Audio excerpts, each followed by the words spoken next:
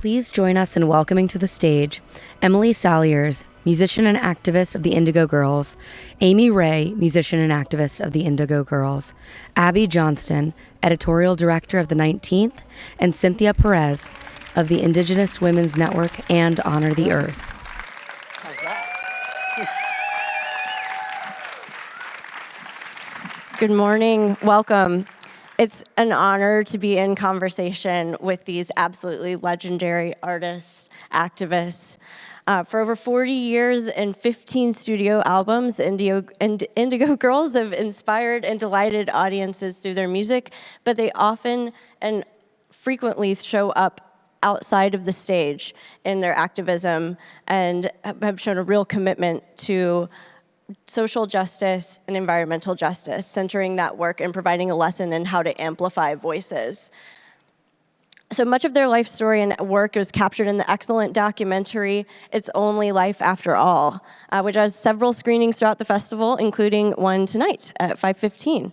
So please go check that out. It's a fantastic documentary, and Emily and Amy will also be there.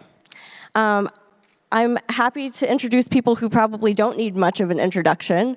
We have Emily Saliers over here on the end. And then we have Amy Ray sitting right next to me.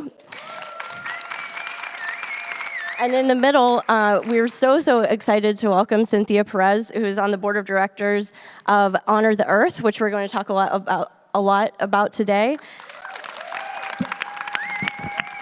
She's also a founder of the Indigenous Women's Network. So thank you so much for being here, Cynthia.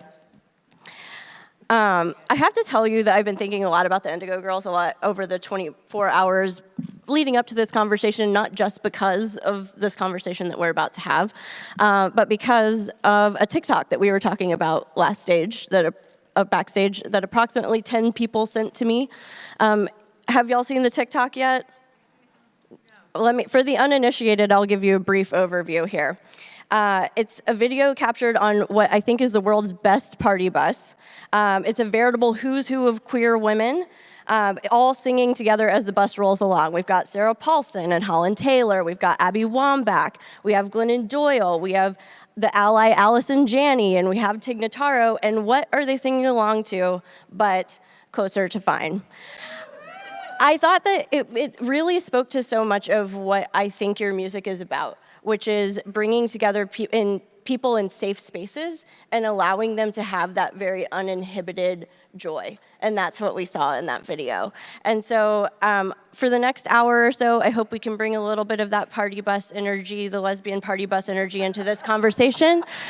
So yeah, I'm excited to be here. Thanks so much.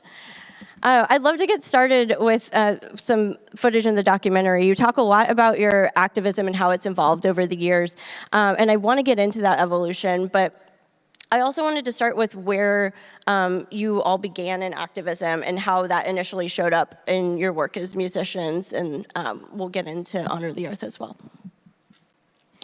I can just say that, well, Amy and I we met in elementary school, and we grew up in sort of adjacent neighborhoods, and we ended up going to the same high school, the same college, but early on, we were reared in families where we were taught that we were in community with other people, that we weren't isolated experiences in life, and that we were members of community, and so that was kind of a paradigm that each of us grew up with in our own homes, and so we talked about issues out in the world and how we connected to other people in our communities and sort of laid the groundwork so that when Amy and I were just like really young, like maybe very early 20s, or even late teens, whenever we were doing local shows, it was very easy to find a group. I can remember we did one for a home that housed women and their kids who didn't have a place to go. And there was a huge musician community in Atlanta and surrounding neighborhoods. And so we just said, well, this is a part of our community that could use some help or to be, so that other people can find out about this particular group. And then we would just have a concert to raise money for them. And then we had all kinds of musicians like join us for those concerts. So very early on, it was just a way to connect the joy of playing music with what's going on in our community. It started out really simple. And then as the years went on, and we met more and more mentors, like we're going to talk about Honor the Earth upcoming, then we just became more connected to different activist groups. But it all started with the same spirit of we are members of communities, we want to bridge communities, we're going to play a concert, let's connect this with some activism, let's get people from those groups to speak so that we're not just voices for other people, but they bring their own voices. And that sort of became the paradigm from early on and then forward. So activism certainly has a place in music and folk music, which is certainly a genre that y'all have been associated with. It has a really rich history of that. Can you talk about some of the people within music and outside of it who kind of modeled activism for you and sort of laid that blueprint?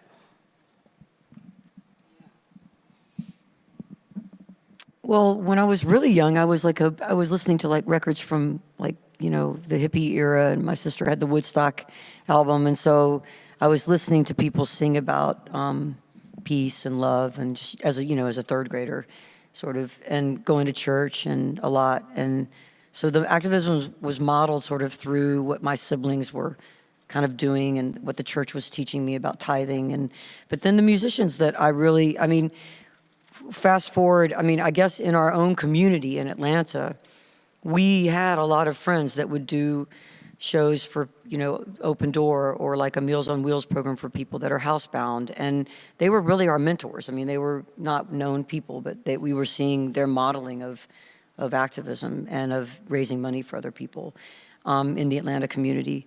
And then I think, as we started playing, people like Jackson Browne and Bonnie Raitt, who really walked the talk.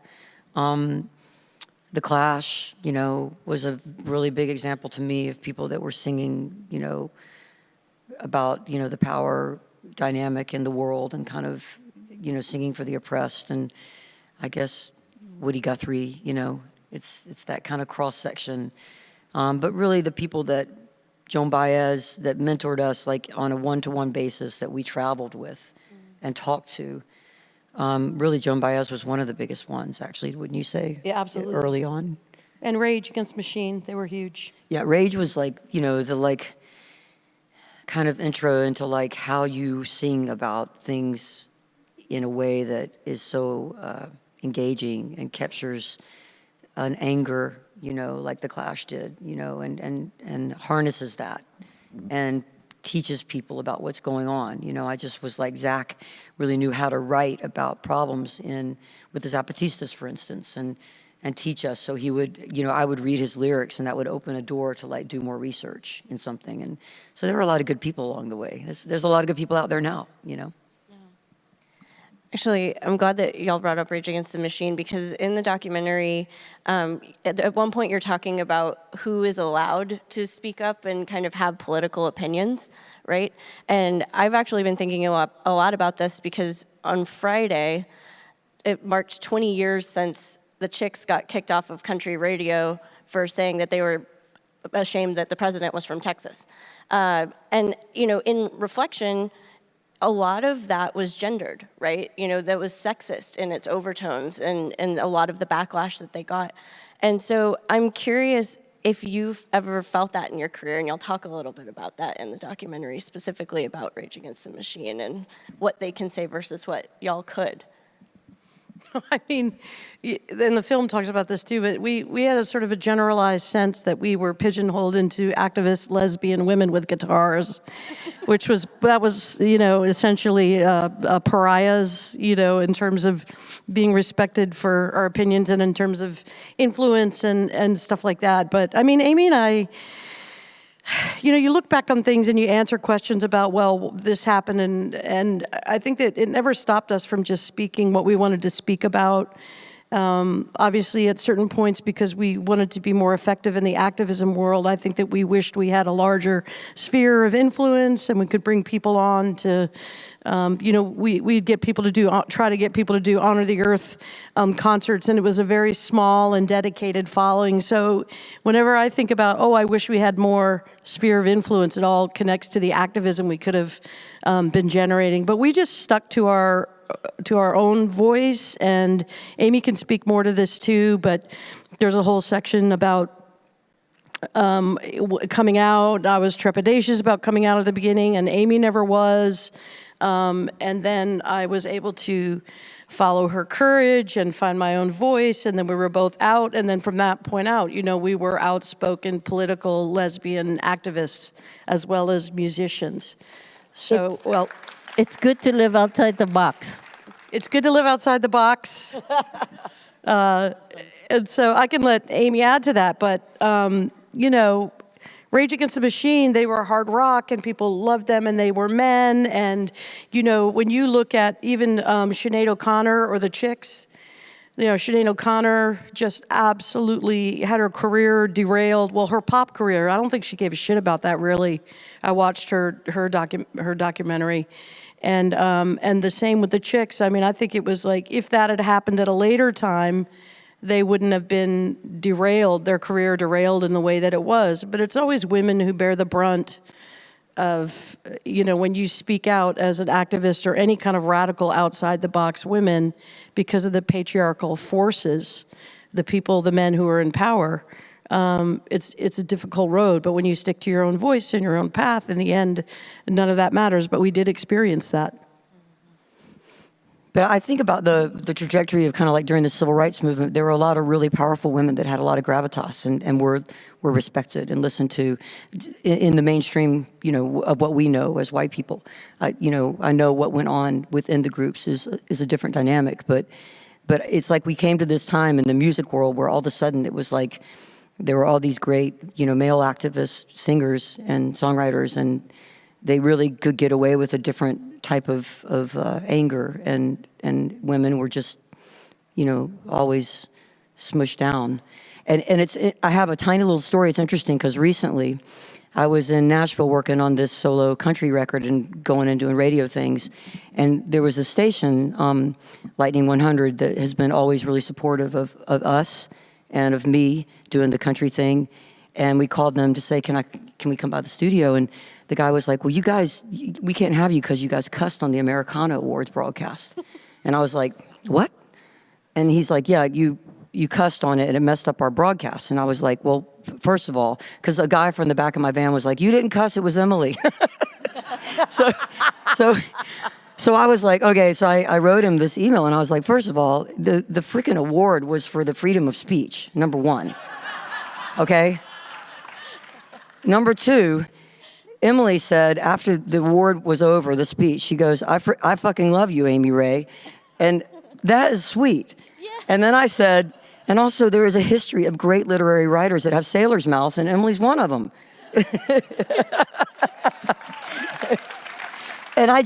But also I said, you know what, if Sturgill Simpson called you up today, and he said, I want to come by the studio, and he had just done the same thing on the Americana Awards, you would not say, don't come by the studio. It's like, it's the same now as it was then, and he, just to make it a sweet story, he totally apologized to me and then had me come by the station. And then we did the interview, but then he didn't archive it. Which I loved, because I was like, see?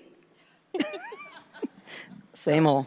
I think that there should be an FCC carve-out if things are said sweetly but with curse words. So that's what we can take from that. I just get this country with its puritanical views and can't handle a cuss word. Well, people are dying at the border and it's fucked up. Yeah. Yeah.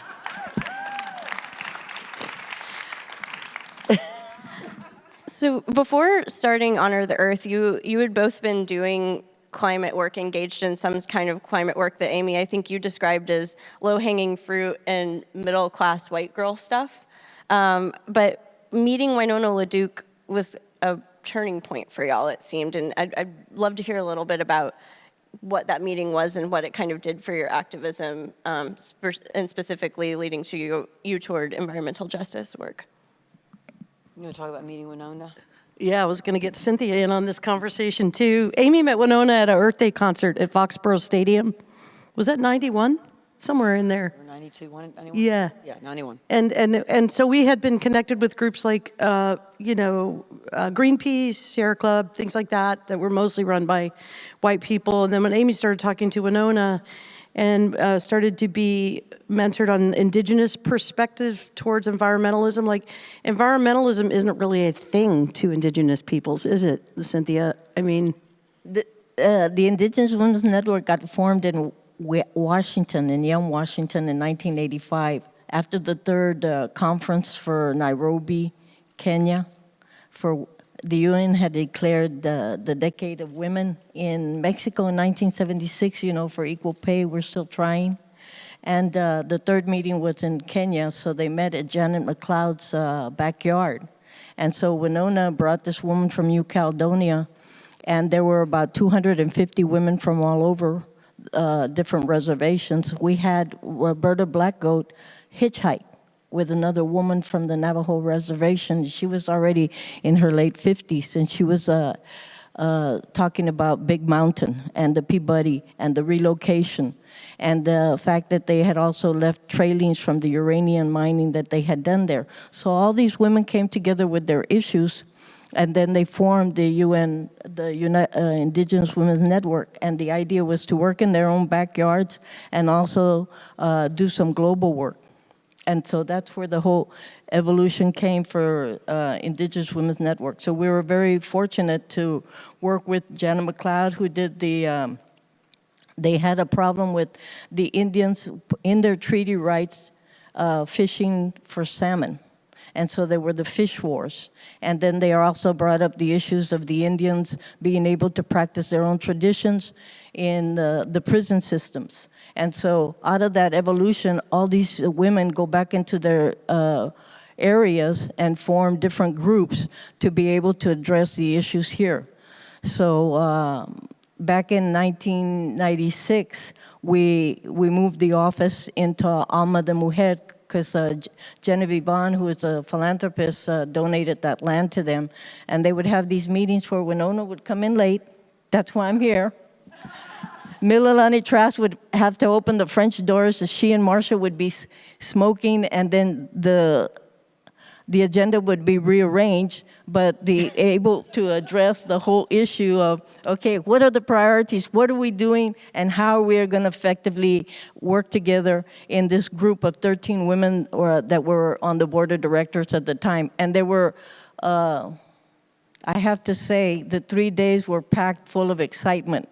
Ingrid Washington was one of the board members at the time, and she's the woman who got killed going to the Uwa Indians in Colombia in 2000 and was murdered, and Hugo Chavez was instrumental in returning their bodies.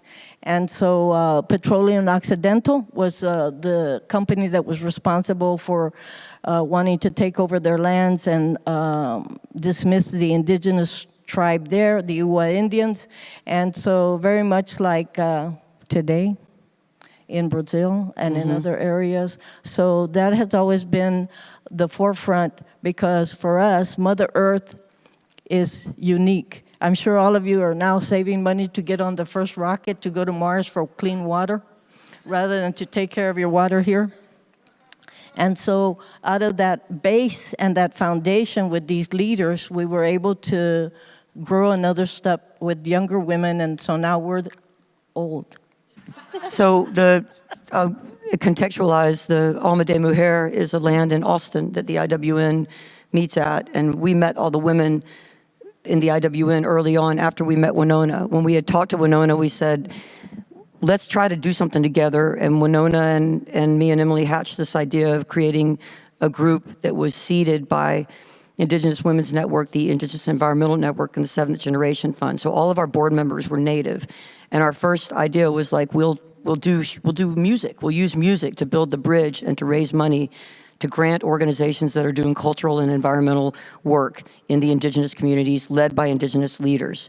These are all community-based. They're not our ideas. They're people that we are just giving money to that are already doing great things. Because what Winona struck us with was the fact that all these Native activists were already doing all this really cool work that was completely being ignored.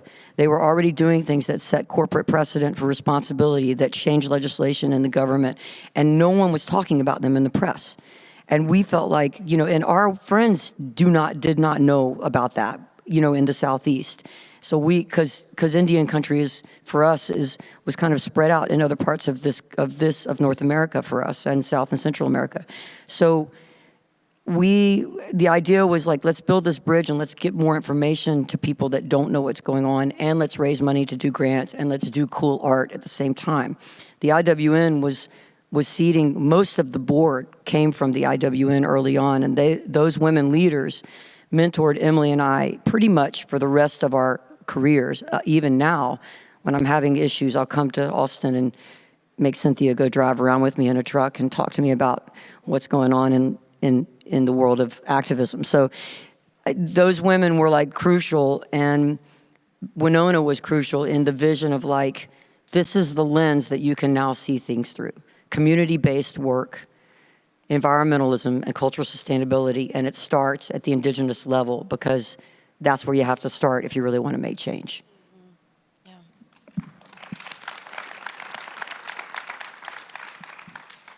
So some people might be more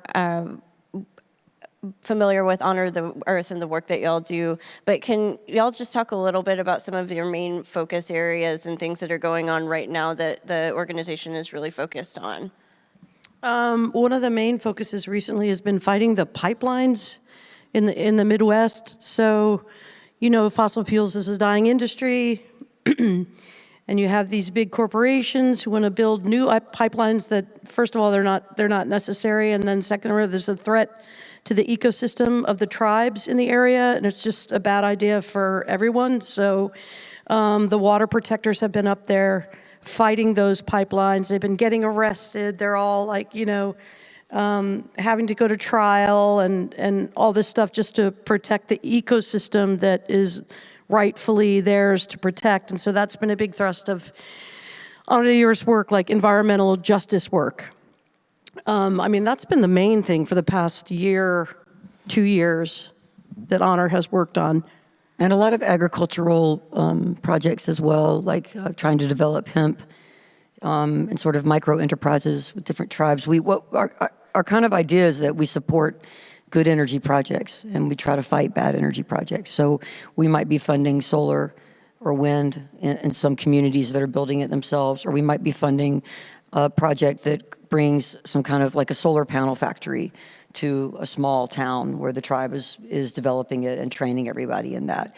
And it runs the gamut, honestly. And we might like support, like, give a small grant to the youth that are doing a horseback ride on some anniversary of a great, moment in their tribal history. So, and recently one of our co-ED, Crystal Tubles, went down to Atlanta to work with the defenders of the Atlanta Forest, which is working against the police training facility called Cop City by us, that's being built in one of the largest forest and old hardwood sort of areas in the middle of the city of Atlanta. It's an amazing place, and they're going to tear it down. And so so Honor went down there to, familiarize themselves and try to support financially and with work some of the people that are being arrested and some of the protesters and some of the Indigenous people that are from the Creek community.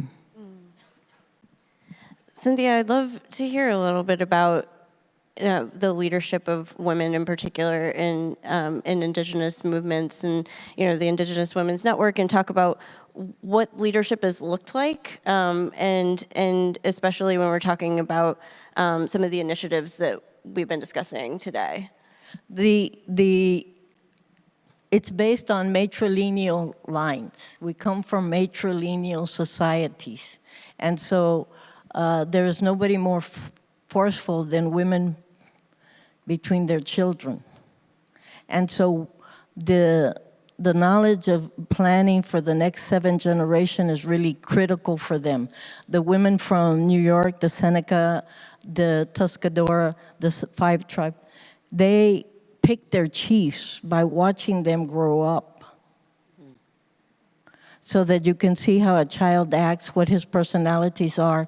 The other things are that you have a diverse group of women who work in different areas. In the prison, with the women with alcohol issues, the fetal issue.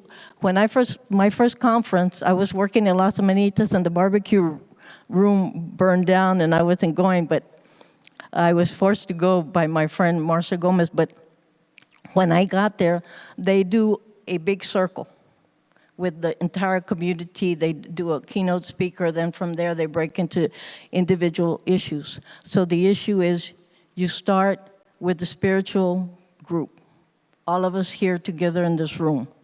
And then from here, different people have different issues. They had battered women, they had prisoners in jail, they had the issues with the alcohol, and those particular issues for different areas are able to cling together and bring together real change or options for their communities. So Winona was more global, and they did major work with the gatherings, the Indigenous gatherings internationally, and they would present for the United Nations. Mililani Trask worked for 18 years, and they produced the UN Declaration of Indigenous Rights.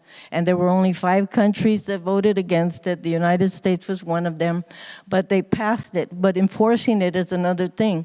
And so these types of transformations really elevate the ability of people to be able to use their voice, find their activity that they can present.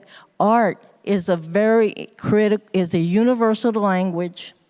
They have always done the beating, the music, the drumming in order to connect.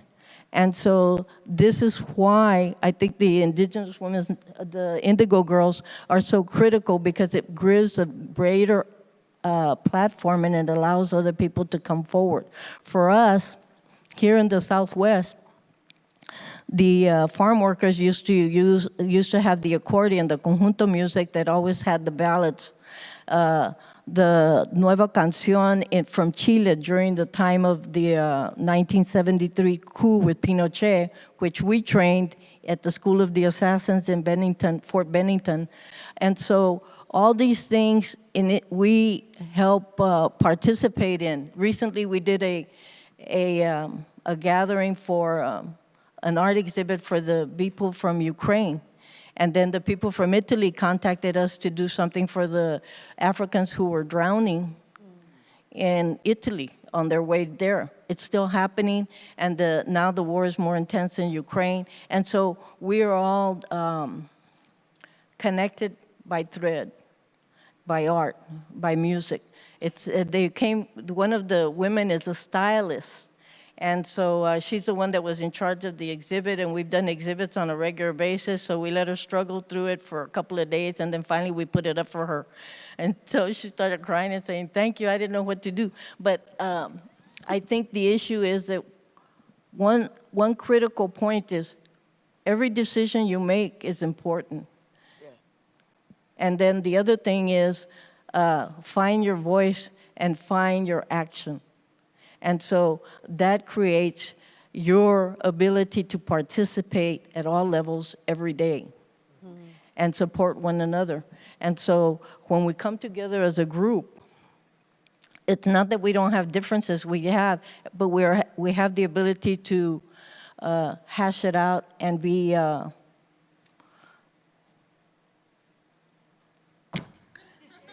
women and struggle it out. And so I think that's one of the magic that the Indigo Girls has allowed us to work together with Honor the Earth, the other groups from the different areas, to push forth the need that we have to take care of our children and our children's children and the people who are coming.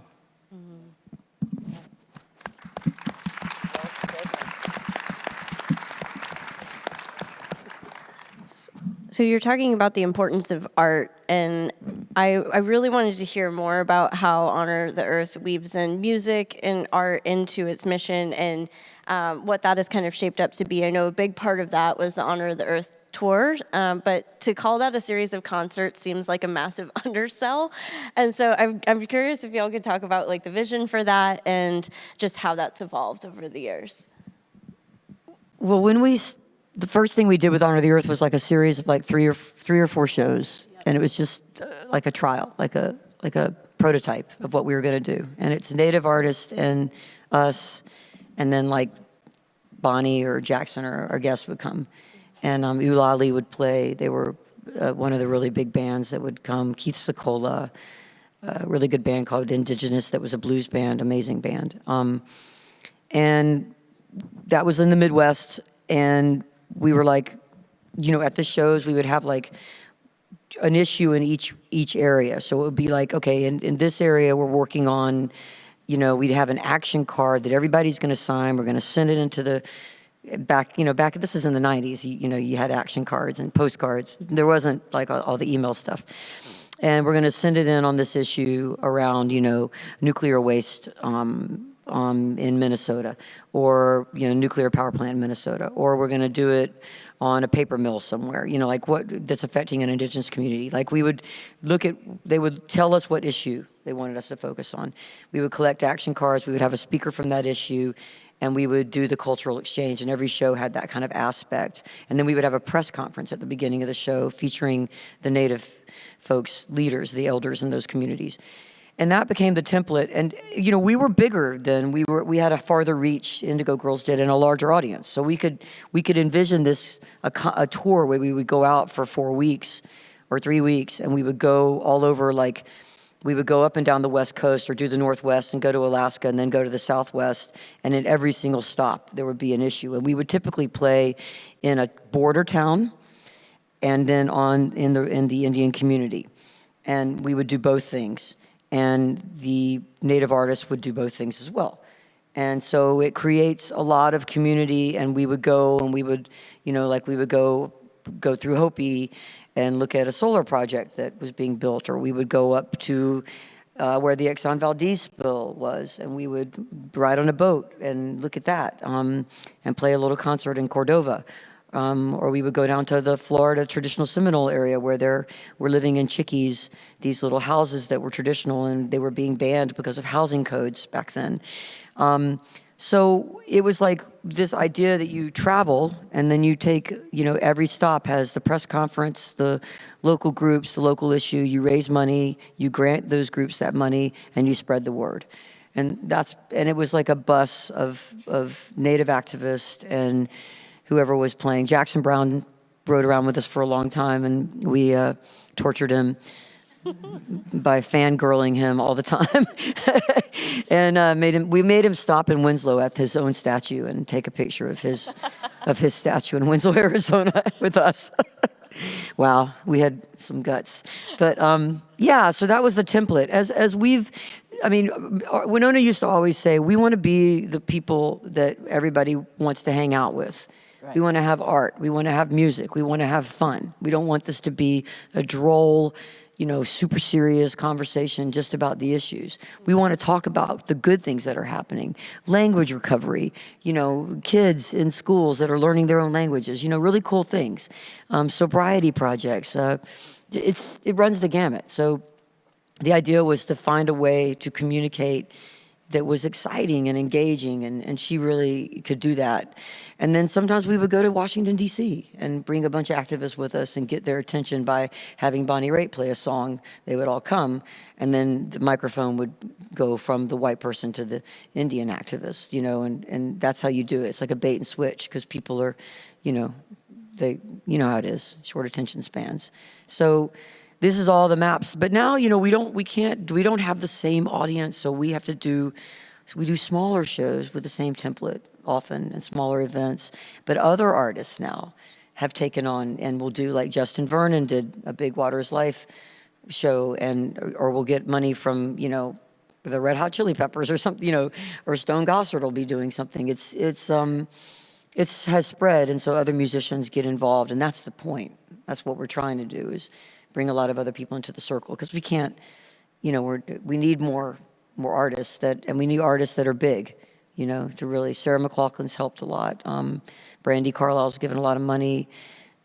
There's a lot of people that they just randomly send money in, and they'll be like, oh, we got a check from so and so. It's like, it's cool, Yeah, but that was the template, and then we did maybe four tours like that, or 5.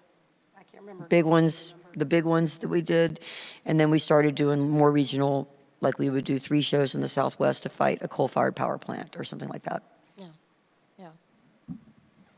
I did want to note that if you have questions, you can start submitting them. We're going to leave some time at the end on the South by Southwest Go app. So we'll not be doing anything in the aisles with the mics, but if you do have questions, you can submit them. I see a couple of them coming in, and we'll get to those at the end of the conversation.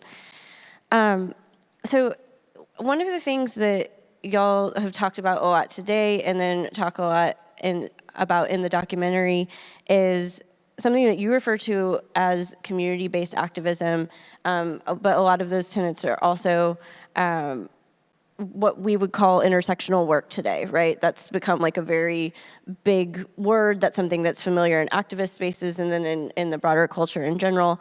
And I'm curious, for Amy and Emily, as white people working in these spaces, like what was that journey like, and do you feel like we're all catching up to this now? And why did it take so long to do it? Because y'all were first mentioning this in the 90s. Well, as white people, we were we came in very humbled, very ignorant, very willing to learn and listen. And I think as white people, you go into someone else's community, you're not going in there as a white person to affect change in a community, an Indigenous community, a community that's largely people of color who've had completely different experiences, that haven't had the privilege of living under the white, the white privilege system. So we went in just wide-eyed. We learned a lot. And I think one of the main things we learned is that activism has to come from community. So Cynthia talked about the circle, and we're women, and we're going to hash it out. And it's very important not to come from the outside and speak for the inside. And we also learned that in grassroots activism, the money that you raise, and it's not just about money, because it's about bringing political voice or amplifying voices that may not be heard as loudly in the mainstream or in the political arena. So it's really about all the money being used, not for overhead for some organization, but, very carefully going to its needs where it's needed the most, for whatever the issue or cause may be.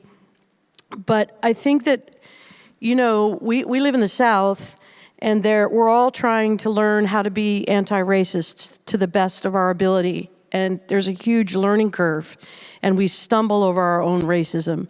And I was thinking, too, that the connection to Indigenous activism as white people, I recently watched old Disney movies and was shocked at the way that Indigenous characters were portrayed. This is stuff that I grew up as a white kid watching and never really knew what the picture that was painted for a lot of white people about Indigenous peoples and cultures, that made us all think like, oh, well, Indians, they're over there, instead of learning from the connections that Indigenous wisdom teaches us. So the grassroots activism, what we learned, we went in respectfully, humbly, listening, and we were really, Amy and I see ourselves really as like liaisons or bridge builders between Indian and non-Indian communities, between communities of color and white communities.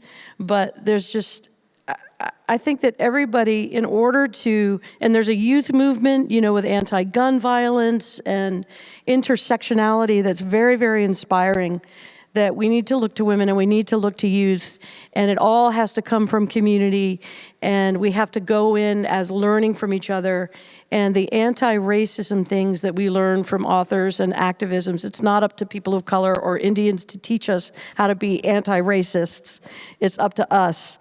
And I just don't know why everybody, or more people, more white people, well, there are reasons why psychologically, but that we don't want to get all more in on learning how to be anti-racist and learning how to work within communities as liaisons or bridge builders and not as spokespeople.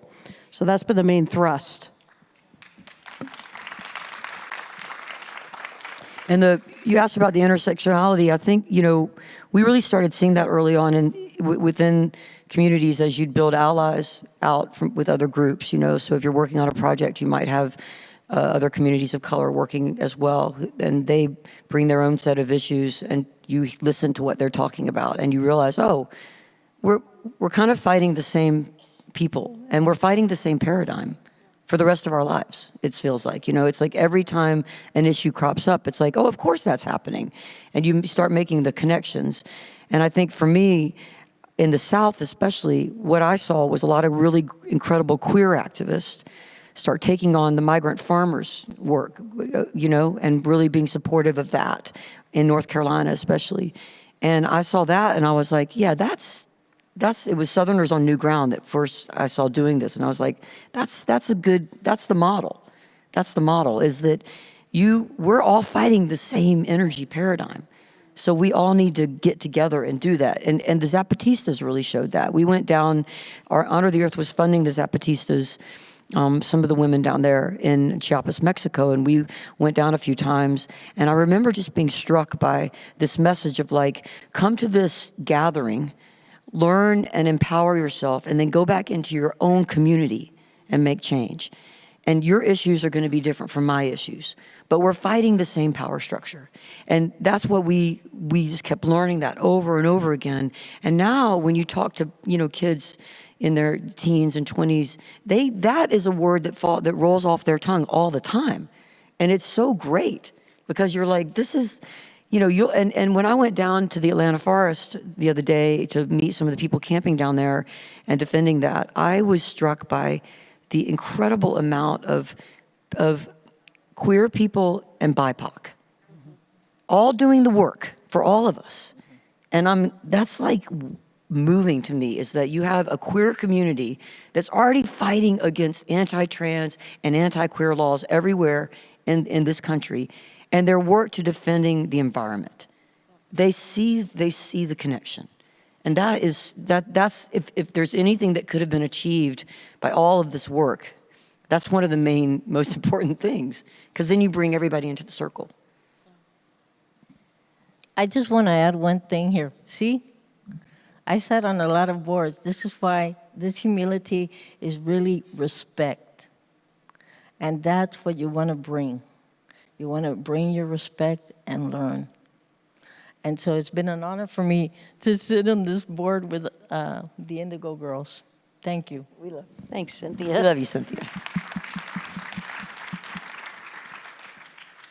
I want to talk about kind of this new generation. I feel like they've come up a couple of different times, like both in music, outside of music, and what their activism looks like. And I'm just curious for all three of you, what you're seeing and kind of what your hopes are in terms of how young people are moving through the world, and what looks different for them. Well, I think of the Parkland shooting. That's the first thing that comes to mind. And the young activists that have really become at the forefront of the way that we think about gun violence, sensible gun laws. And those were high school kids who were forced into the horror of gun violence, and which is the #1 public health crisis in this country, guns. And then I think about young musicians. I was just listening to this musician named Miss Grit. Have y'all heard her? Like, she's just this, like, sort of, non-binary, a young artist who can speak about anything she wants, and a young artist like Lil Nas X, who had a country radio hit, and then comes out in all his regalia, on an award show or whatever. There are many non-binary or queer artists in country music who are young, who are coming up. So, and I also think about, like, in my own house, I have a 10-year-old daughter. If I forget to use a they pronoun for one of her friends, she corrects me immediately. These are things for young people that are becoming, it's just the nature of their awareness and reality. You know, there aren't the divisions between binary and non-binary for some of these kids. And so it's youth artists, youth activists that give me the most hope for the future, because you see real change in them, even compared to like when I was, well, I would say compared to, that was a long time ago when I was growing up.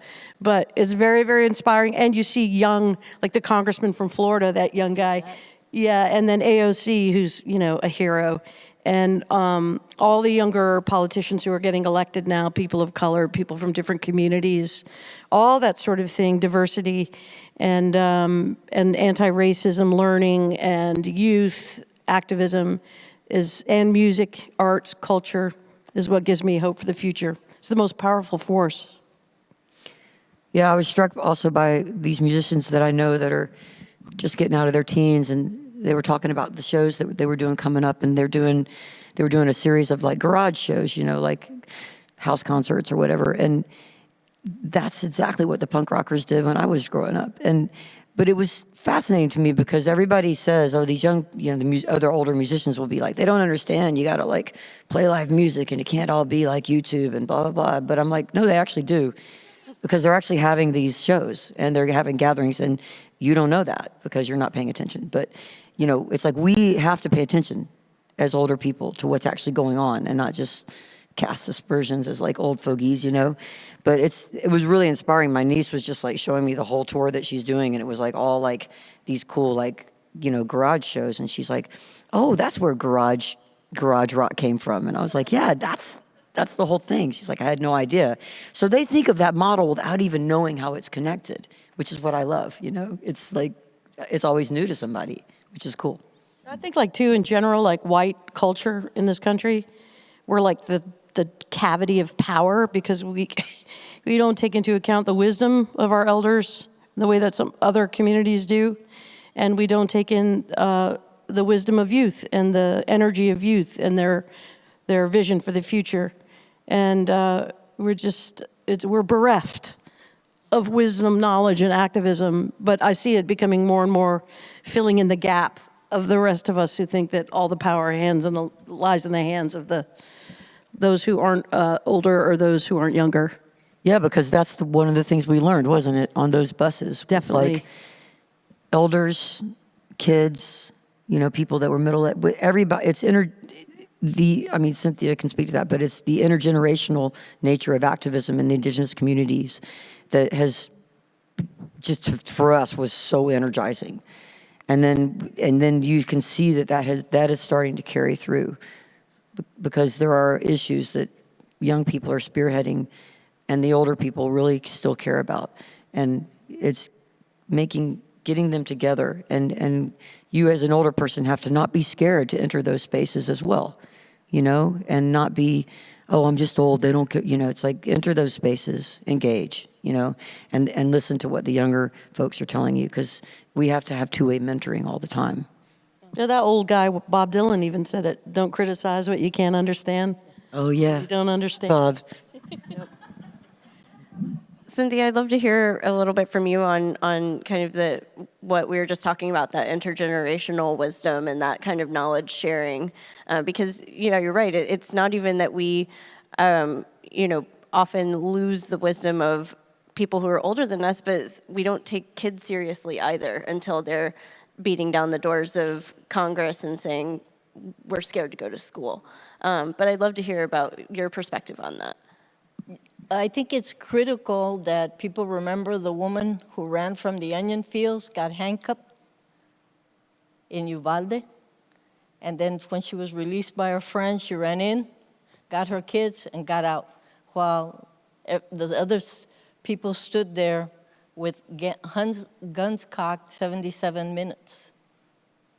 And I think that it is impressive. We do a project out there for trauma, tacos and trauma and tile, with Wanda Montemayor. And so then the issue is to go to the kids' house and get to meet the family and work with the kids slowly that don't want to return to school. But I think that one of the things that is so helpful to each and every one of you is to recognize how precious life is and how useful and how most people, not everybody, but most people go gaga when the baby is born. And people run when people are dying because they can't face that death. But the most sacred moment is when you come in and when you leave. But it's the story of the journey. And the story of the journey, in order to help with activism and burnout, et cetera, is to find an elder that can say, oh yeah, I remember that. We were doing this and on, and this is how we cope. Because you need that power of ceremony. And so the sun shines for everybody. Okay? The sun shines for everybody. The reflection of the sunlight is for the moon and the feminine energy. And for you to be able to be, let's say, trounced by somebody and just go step out in the sunlight and say, okay, wash it off of me. And to be able to take a moment to step back, analyze, and see what you can do. And so all of that comes with years of experience, because our initial reaction is always to react. And so I think that is very important for us to understand that sometimes the Indians say, it is enough to be walking across the street and smile at that person because nobody knows what's going on in people's minds. And it could be the encouragement of just doing something for that person. Because the reason that we're all here is because an elder told us is we're all traumatized. We've all, however we try to deceive ourselves and say, this did not affect me, that did not affect me. We're all the subjects of that trauma that we have placed on here. And so in that process, if we can remember that, and you can call your higher spirit, whatever it is, we call it spirit, we don't call it religion because we don't have to pay for it. But, but the issue is that, that is what we're here for. We have, and I think one of the painful issues is we're here for a finite time. Our lives are not that long when you really look at it. Our troubles sometimes seem humongous, but as you wake up the next morning, it's manageable. And you try to find other people who can help you navigate. And so that is the role of the elders. That's the role of being able to calm yourself, step back, analyze, accept what your issue was and accept what the other person is, and so try to work together. I have something that I tell people I'm going to tell you. When people are going through their issue, they have the ability to release their anger on you. It's a good thing to stand like a warrior and grow a tail, because Mother Earth is the only one that can take shit and grow flowers out of it. So you make sure not to hold any of that, and to allow it to pass and allow that person to have their moment, but not to ingest it. Because if you keep it, it could harm you. And so that's why it's so critical, Janet McLeod would say, to raise the child with praise, because once you take out that anger on that person, it stays in there and it cuts them up, and it's very hard to withdraw those thoughts. So there is the good word, which is circular. There is the words of anger, which is like a saw blade. And then there is the words of truth that is half soft and half jagged. And so if you can remember that, you can give yourself a little bit of time and recall that so that you can respect the other person and hope that they get through the other side. Love that.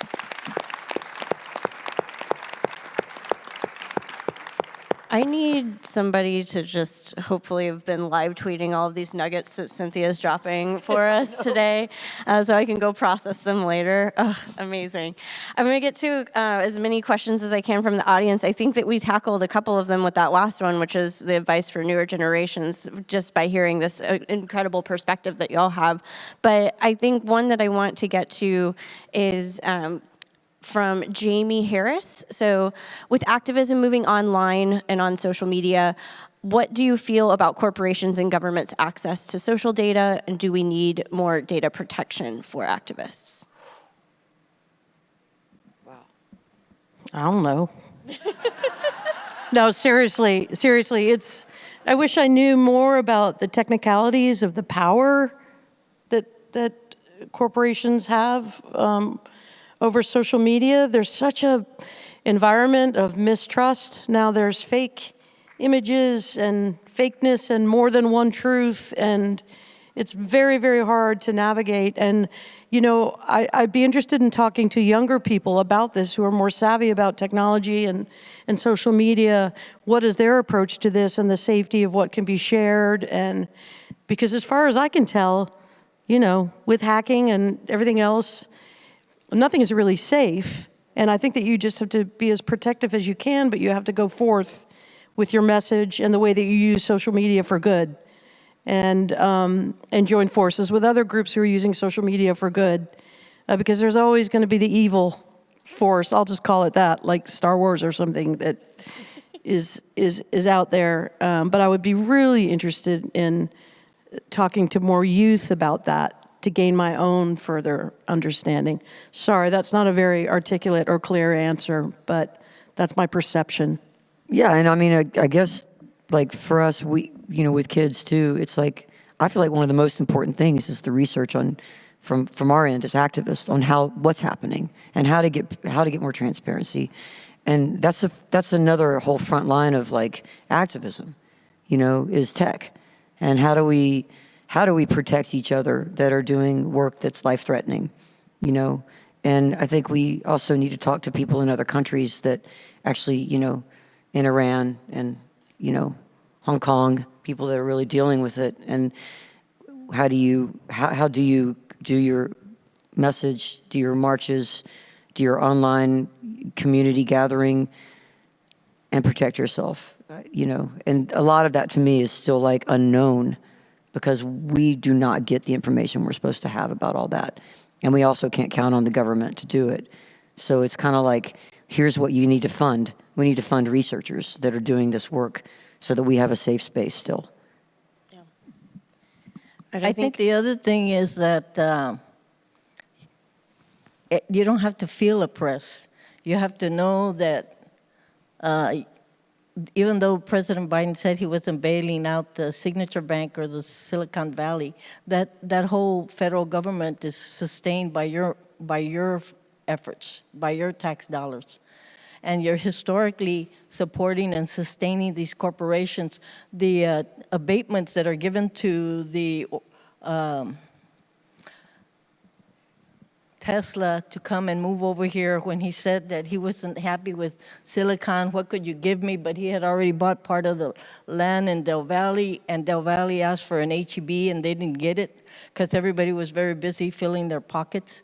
And so things like that, if you've just become aware, it's difficult because there's so much news now simultaneously, but rather to try to trace it in order to be able to connect the dots, it gives you a little bit more wisdom, because if you're old enough, you've seen the game play over again. So the Indians say, it's the same war, it's a different day. It's really interesting with this Cop City in Atlanta too. If you look at the board members who are behind the police group or the group that wants to build this facility, they're like accountants and bankers and corporate members, and, you know, what the hell? Those are things that you're talking about tracing, like trace it back. Who's the power behind what's happening? So you just have to keep your eyes open. And I think too, not be overwhelmed by all the information that comes in at us. I think probably most of us, if not all of us, feel overwhelmed by just everything that's coming at us as we try to be conscientious and find our voice and our role in the issues. All right, I'm going to end us on maybe a somewhat big question and under a minute left, but this is from Susan. She wants to know, there's a saying, they tried to bury us, but they didn't know we were seeds. What would you most like to grow?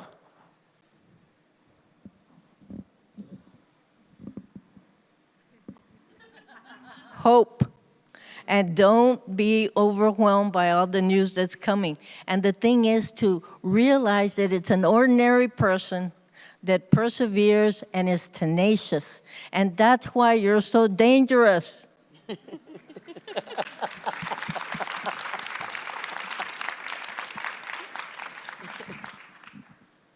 I would like to grow bigger listening ears and empathy.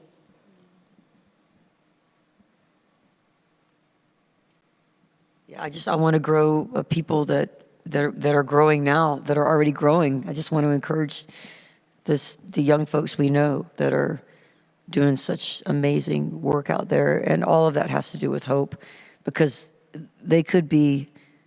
I could see why you would just give up, you know. But they don't.